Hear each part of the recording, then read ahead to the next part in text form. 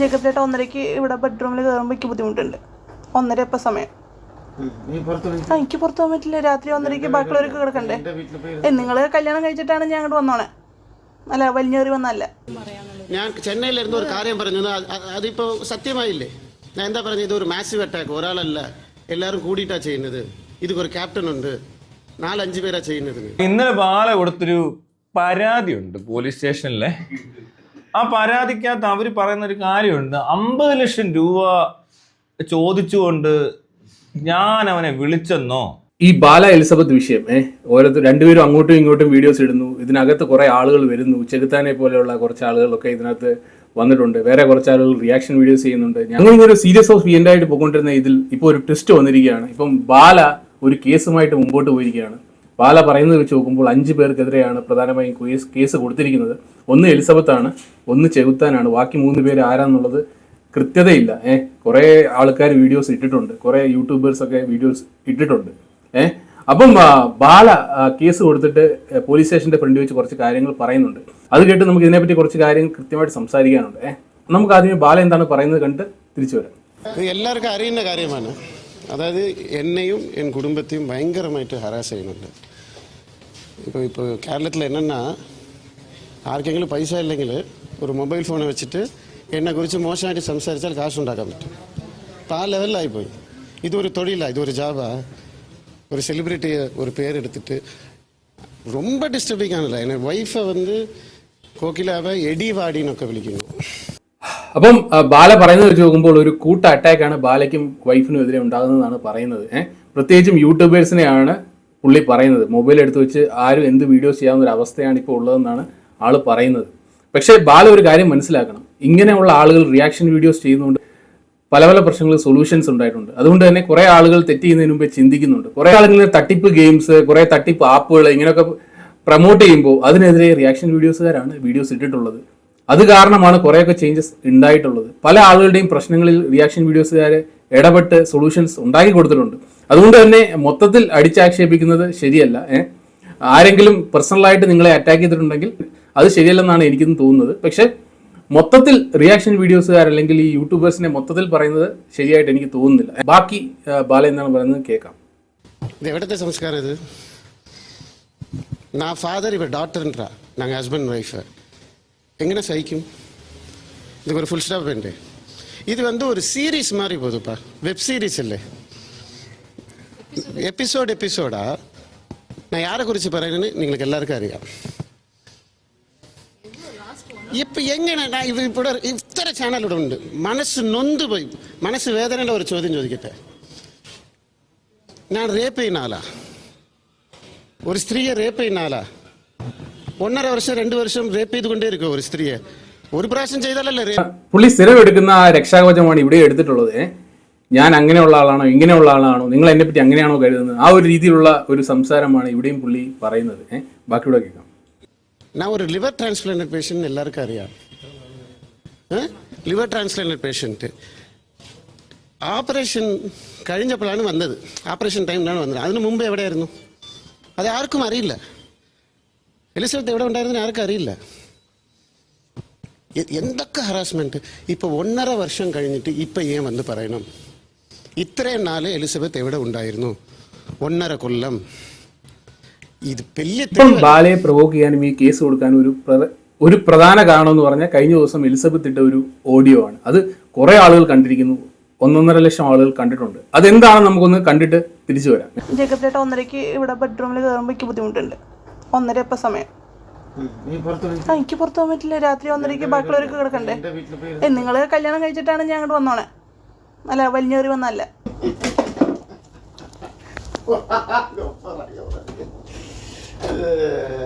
ശരി ശരി ശരി. അളക്കണം. കുറെ കാലമായിട്ട് എലിസബത്ത് പറയുന്നുണ്ട് തന്റെ ബെഡ്റൂമിലേക്ക് ആണുങ്ങളെ വിളിച്ചുകൊണ്ട് വന്നു എന്നൊക്കെ. അത് ഇത്രയും നാളും പറഞ്ഞുകൊണ്ടിരിക്കുകയായിരുന്നെങ്കിൽ ഇന്ന് അതിനൊരു തെളിവ് പുറത്ത് വിട്ടിരിക്കുകയാണ് എലിസബത്ത്. അതാണ് ഈ ഓഡിയോ. അതിനകത്ത് ബാല പറയുന്നുണ്ട് ഇത് എൻ്റെ വീടാണ്, ഞാൻ എനിക്ക് ഇഷ്ടമുള്ളത് ചെയ്യുമെന്ന്. അപ്പം എലിസബത്ത് പറയുന്നുണ്ട് നിങ്ങൾ എന്നെ കെട്ടിക്കൊണ്ട് വന്നത് ഞാൻ നിങ്ങളുടെ ഭാര്യയാണ്, അപ്പം ഈ അർദ്ധരാത്രിയിലൊന്നും ആരെ അകത്തോട്ട് കയറ്റിക്കൊണ്ട് വരാൻ പറ്റത്തില്ല എന്നൊക്കെ എലിസബത്തും പറയുന്നുണ്ട്. അതാണ് ബാലയെ പ്രകോപിപ്പിച്ചത് ഇപ്പോൾ ഈ കേസുമായിട്ട് മുന്നോട്ട് പോകാൻ കാരണവും 1.5 വർഷം കഴിഞ്ഞാണോ നിങ്ങൾ ഇത് കൊണ്ടുവരുന്നത്? ഇത് കേൾക്കുമ്പോൾ തന്നെ അറിയാം എലിസബത്ത് ഭയങ്കര പേടിച്ചിട്ടാണ് ഓരോ കാര്യങ്ങളും ചെയ്യുന്നത്. ഇത്രയും കാലം പേടിച്ച് എലിസബത്ത് പല കാര്യങ്ങൾ പുറത്ത് പറഞ്ഞിരുന്നില്ല. അവിടെ എലിസബത്ത് ഒരു പോസ്റ്റ് ഇട്ടിട്ടുണ്ട്, please pray for me and my family, don't know how to say please pray for me. Elizabeth നല്ല പേടിച്ചിട്ട് തന്നെയാണ് ഇതും പുറത്ത് വിട്ടിരിക്കുന്നത്. അപ്പം 1.5 വർഷം കൊണ്ട് ഇത് പറഞ്ഞില്ല എന്ന് വെച്ച് കഴിഞ്ഞാൽ ബാലയെ പേടിച്ച് തന്നെയാണ് എലിസബത്ത് ഒന്നും പുറത്ത് വിടായിരുന്നത്. കഴിഞ്ഞ ദിവസം ഇത് എലിസബത്ത് പുറത്ത് വിട്ടു. അത് കണ്ടപ്പം ബാല കേസുമായിട്ട് മുന്നോട്ട് പോയിരിക്കുകയാണ്. എന്നെ ഡീഫെയിം ചെയ്യുന്നു, ചെകുത്താനെതിരെയുള്ള കേസ് 50 ലക്ഷം രൂപ ബാലയുടെ നിന്ന് ആവശ്യപ്പെട്ടു എന്നുള്ളതാണ്. ബാക്കി എന്താണ് ബാല പറയുന്നത് നമുക്ക് കേട്ട് തിരിച്ചു വരാം. ശരി, ഞാൻ ഒരു ചോദ്യം എല്ലാവരുടെടുത്തും ചോദിക്കുകയാണ്.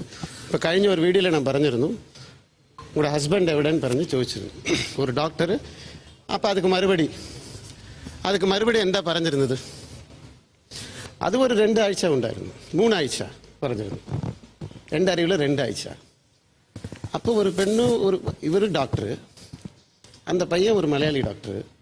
ஓகே, 2 பேர் പ്രൊഫഷണൽ, ഒരു ഡോക്ടറും ആക്ടറും പിരിഞ്ഞ ഒരു മിസ്അണ്ടർസ്റ്റാൻഡിംഗ് പറയാം. 2 പേരും ഡോക്ടേഴ്സ്, എന്തുകൊണ്ട് 2 ആഴ്ചയിൽ സെപ്പറേറ്റ് ആയത്? അപ്പോൾ ഒരു ചോദ്യം വരുന്നില്ല, justice for Elizabeth, justice for mail doctor ഞാൻ சொன்னா. ഇവിടെ ബാല മനസ്സിലാക്കേണ്ട ഒരു കാര്യം, ഡോക്ടർ എന്നുള്ളത് അവരുടെ പ്രൊഫഷനാണ്. അവർ തമ്മിൽ പ്രൊഫഷണൽ പ്രോബ്ലംസ് ഉണ്ടായാലും മാത്രമല്ല വേർപിരിയാൻ കാരണം 2 വ്യക്തികളാണ്. അവരുടെ വ്യക്തിത്വങ്ങൾ ഒരുമിച്ച് പോയില്ലെങ്കിൽ അതും പ്രശ്നങ്ങൾക്ക് കാരണമാവും. അവരുടെ തോട്ട് പ്രോസസ്സ് ഒരുമിച്ച് പോയില്ലെങ്കിൽ അതും പ്രശ്നങ്ങൾക്ക് കാരണമാകും. അല്ലാതെ ഡോക്ടറും ആയതുകൊണ്ട് ഒരിക്കലും പ്രശ്നം ഉണ്ടാവത്തില്ല എന്ന് നമുക്ക് പറയാൻ പറ്റത്തില്ല. ആദ്യം അവർ 2 പേരും ഓരോ വ്യക്തികളാണ്, അതിനുശേഷമാണ് ഡോക്ടർ. അത് ബാല മനസ്സിലാക്കണം. ബാല പറയുന്നത് വെച്ച് നോക്കി കഴിഞ്ഞാൽ 2 ഡോക്ടേഴ്സാണ്. അപ്പം ആൾറെഡി 10-15 വർഷമായിട്ട് എലിസബത്ത് എന്തോ മരുന്നോ കഴിക്കുന്നതെന്ന് ഇവർ പറയുകയുണ്ടായി കഴിഞ്ഞ വീഡിയോയിൽ. പിന്നെ ഇത് ഡോക്ടറാണ്, ഡോക്ടർ കാര്യങ്ങളൊക്കെ മനസ്സിലായി 2 ആഴ്ച കൊണ്ട് അല്ലെങ്കിൽ 3 ആഴ്ച കൊണ്ട് പോയി എന്നുള്ള രീതിയിലാണ് ബാല പറയുന്നതിലെ ധ്വനി. അതിന് പ്രൂഫ് ഒന്നും കൊടുക്കുന്നില്ല, പക്ഷെ ബാല പറയുകയാണ് അങ്ങനെ. ബാക്കിയുടെ കേൾക്കാം. എല്ലാം കടന്നു വന്ന് മരണത്തെ பார்த்து ഒരു ലിവർ ട്രാൻസ്പ്ലാന്റ് ആയ ശേഷം கல்யாண ജീവിതത്തിൽ இப்போதான் நான் நிம்மதியாக சந்தோஷமாக ஒரு குடும்ப லைஃப் கொச்சி விட்டு வைக்கத்தில் போயிருக்கேன். இந்த டைமில் நான் என்னென்ன பண்ணிட்டேன்னா ரேப் பண்ணிட்டேன். என்னோட ചാരിറ്റി വർക്ക് സത്യமாக சொல்கிறேன், ചാരിറ്റി വർക്കൊക്കെ നല്ലത് തന്നെ, നിങ്ങൾ നല്ലതായിട്ട് തന്നെ ജീവിതം മുന്നോട്ട് പോവുക കല്യാണം കഴിച്ച് കുഞ്ഞുങ്ങളുമായിട്ടൊക്കെ. പക്ഷേ നിങ്ങൾ ചെയ്ത കാര്യങ്ങൾ നിങ്ങളെ പിന്തുടരുന്നൊരു സംഭവമുണ്ട്. ഇതിനു മുമ്പ് നിങ്ങൾ ചെയ്തിട്ടുള്ള കാര്യങ്ങൾ പറയാൻ പാടില്ല എന്ന് നമുക്ക് പറയാൻ പറ്റത്തില്ല. എലിസബത്ത് അനുഭവിച്ച കാര്യങ്ങളാണ് എലിസബത്ത് പറയുന്നത്. ഇനിയാണ് പ്രധാന ഭാഗം. കോകില കുറച്ച് കാര്യങ്ങൾ പറയാൻ പോവുകയാണ്, അതുകൂടെ നമുക്ക് ഒന്ന് കേൾക്കാം. മനസ്സിൽ ഉള്ളത് ക്ലീനാ சொல்லு கோகில. இவ்வளோ ஒரு லாஸ்ட் ஒரு 2 வீக்ஸ் 1 மந்த்தா கிட்ட டெய்லி வீடியோஸ் டெய்லி அதை எடுத்துட்டு யூடியூபர்ஸ் எல்லாம் தேவையில்லாதது அசிங்கமா எடி வாடி என்னது மரியாதை இல்லாம ஒருத்தரும் ஃபேக் அக்கௌண்ட்ல இருந்து நிறைய பேர் இப்பெல்லாம் எல்லாம் ஸ்டார்ட் பண்ணி இல்ல ഫേക്ക് അക്കൗണ്ട് ഇല്ല. ഞാൻ எல்லாரும் ചെന്നൈയിൽ ഇരുന്ന് ഒരു കാര്യം പറഞ്ഞിരുന്നു. ഞാൻ ചെന്നൈയിൽ ഇരുന്ന് ഒരു കാര്യം പറഞ്ഞിരുന്നു, അതിപ്പോ സത്യമായില്ലേ? ഞാൻ എന്താ പറഞ്ഞത്, ഇതൊരു മാസീവ് അറ്റാക്ക്, ഒരാളല്ല എല്ലാവരും കൂടിയിട്ടാ ചെയ്യുന്നത്. ഇതൊരു ക്യാപ്റ്റൻ ഉണ്ട്, 4-5 പേരാ ചെയ്യുന്നത്. ബാല പറയുന്നത് 4-5 പേര് ഒരുമിച്ചുള്ള ഒരു പ്ലാൻഡ് അറ്റാക്കാണ്. അതിൽ പ്രധാനി ചെകുത്താനാണെന്നുള്ള രീതിയിലാണ് പറയുന്നത്. ഫ്ലാഷ് ന്യൂസിൽ അവിടെ ചെകുത്താൻ എഴുതി കാണിക്കുന്നുണ്ട്. അതിനകത്ത് പിന്നെ എലിസബത്ത് ഉണ്ട്. ബാക്കി 3 പേര് യൂട്യൂബേഴ്സ് ആരാണെന്നുള്ളത് പറയുന്നില്ല. 5 പേര് മൊത്തത്തിലുണ്ട് എന്നുള്ളതാണ് കോകിലയും ബാലയും പറയുന്നത്. ഈ എടി ബോഡി അല്ലെങ്കിൽ വേണ്ടാത്തതൊക്കെ വിളിക്കുന്നത് ശരിയല്ല. അത് ആര് വിളിച്ചാലും അത് തെറ്റ് തന്നെയാണ്. നമ്മൾ റിയാക്ട് ചെയ്യുമ്പോൾ അല്ലെങ്കിൽ പ്രതികരിക്കുമ്പോൾ ആ ഭാഷയിൽ സഭ്യത കാണിക്കാൻ എപ്പോഴും നോക്കേണ്ടതാണ്. പക്ഷേ ആരും പ്രതികരിക്കരുത് അല്ലെങ്കിൽ ആരും ഒന്നും പറയരുതെന്ന് നമുക്ക് പറയാൻ പറ്റത്തില്ല. സഭ്യമായ ഭാഷയിൽ റിയാക്ട് ചെയ്യുന്നവരെ ഒന്നും പറഞ്ഞിട്ട് കാര്യമില്ല. അവരുടെ മുമ്പിൽ സോഷ്യൽ മീഡിയയിൽ നടക്കുന്ന കാര്യങ്ങളാണ് അവർ റിയാക്ട് ചെയ്യുന്നത്. ഇതിനു മുമ്പ് ബാല ആദ്യത്തെ ഭാര്യയും 2ാമത്തെ ഭാര്യയെ പറ്റിയും പലത് പറഞ്ഞിട്ടുണ്ട്. അപ്പോഴൊക്കെ അവർക്കും ഉണ്ടാകുന്ന ഒരു ബുദ്ധിമുട്ട് ബാല ചിന്തിച്ചിരുന്നു. ഇപ്പം തനിക്കെതിരെ കുറെ ആളുകൾ റിയാക്ട് ചെയ്യുമ്പം അതാണ് ബാലയ്ക്ക് ഒട്ടും സഹിക്കാൻ പറ്റാത്തത്. ബാക്കി കേൾക്കാം. പിന്നെ നിങ്ങൾ തന്നെ വീഡിയോ കണ്ടല്ലേ, 2 യൂട്യൂബേഴ്സ് ஃபேமிலியையும் பேச முடியாத அளவுக்கு ரொம்ப அசிங்கமா பேசுறீங்க. இதெல்லாம் எப்படி இது കണ്ടായിരുന്നല്ലോ? ഏത് വീഡിയോ മനസ്സിലാവുന്നുണ്ടോ? പേരെടുത്ത് പറയണോ? ഈ 2 യൂട്യൂബേഴ്സ് കൈ കൊടുത്തതെന്ന് പറയുന്നത് ഒന്ന് ചെകുത്താനും ഒന്ന് എലിസബത്തുമാണ്. ചെകുത്താൻ ഇതിനിടയ്ക്ക് എലിസബത്തിന്റെ അടുത്ത് പോവുകയും അവിടെ വെച്ച് ഒരു വീഡിയോ ഇടുകയൊക്കെ ഉണ്ടായി. അതിനെയാണ് ഇവിടെ ബാല പറയുന്നത്. അപ്പം മെയിൻ ആള് ചെകുത്താനാണ്, കൂടെ എലിസബത്തും ഉണ്ട്. ബാക്കി നമുക്ക് കേൾക്കാം. ഇതിനെതിരെ അജു അലക്സ് എന്ന ചെകുത്താൻ ഒരു വീഡിയോ ഇടുകയുണ്ടായി, അതുകൂടെ നമുക്ക് കണ്ടിട്ട് തിരിച്ചു വരാം. ഇന്നലെ ബാല കൊടുത്തൊരു പരാതിയുണ്ട് പോലീസ് സ്റ്റേഷനിലെ. ആ പരാതിക്കകത്ത് അവർ പറയുന്ന ഒരു കാര്യമുണ്ട്. 50 ലക്ഷം രൂപ ചോദിച്ചുകൊണ്ട് ഞാൻ അവനെ വിളിച്ചെന്നോ, അല്ല എൻ്റെ ആരോ എനിക്ക് വേണ്ടിയിട്ട് വേറെ ആരോ വിളിച്ചെന്നോ.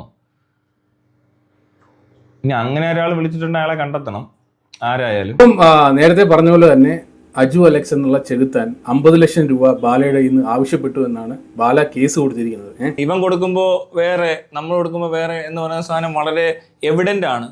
നമ്മളൊന്നും പരാതി കൊടുക്കുമ്പോൾ ഇങ്ങനത്തെ പല അനുഭവങ്ങളും മോശപ്പെട്ടതായതുകൊണ്ട് ഇതിനകത്ത് എന്ത് സംഭവിക്കുമെന്ന് എനിക്കറിയത്തില്ല. മനസ്സിലായോ? ചിലപ്പോൾ ഞാൻ വലിയ കുറ്റവാളി ആയി മാറാനൊക്കെയുള്ള സാധ്യതകൾ ഇതിനകത്ത് ഞാൻ കാണുന്നുണ്ട്. ഇങ്ങനെ പോയാൽ ഇതാണ് കളിയെങ്കിൽ ഇവനനുസരിച്ച് ആൾക്കാർ വർക്ക് ചെയ്ത് അങ്ങനെയല്ലേ വരത്തുള്ളൂ. നമുക്കൊക്കെ അജു അലക്സ് പറയുന്ന വേറൊരു കാര്യം എന്ന് പറഞ്ഞു കഴിഞ്ഞാൽ, അതിനു മുമ്പ് ബാല ചെകുത്താനെതിരെ തോക്കെടുക്കുന്ന ഒരു സംഭവം ഉണ്ടായിരുന്നു. അത് എല്ലാവർക്കും അറിയാവുന്നതാണ്. അന്ന് ചെകുത്താൻ ഒരു കേസ് കൊടുക്കുകയുണ്ടായി, അതൊന്നും ആയില്ല. പക്ഷേ ഇപ്പോൾ ഒരു ബാല ഒരു കേസ് കൊടുത്തപ്പോഴത്തേക്ക് മീഡിയ എല്ലാം കൂടെ വന്നു, ഭയങ്കര ആവേശമായി. പോലീസ് ഏത് രീതിയിൽ അന്വേഷിക്കുമെന്ന് ചെകുത്താന് തന്നെ അറിയില്ല. ചെകുത്താനെ വലിയ കുറ്റവാളിയായിട്ട് കണ്ടേക്കാം എന്നൊക്കെയാണ് ചെകുത്താൻ പറയുന്നത്.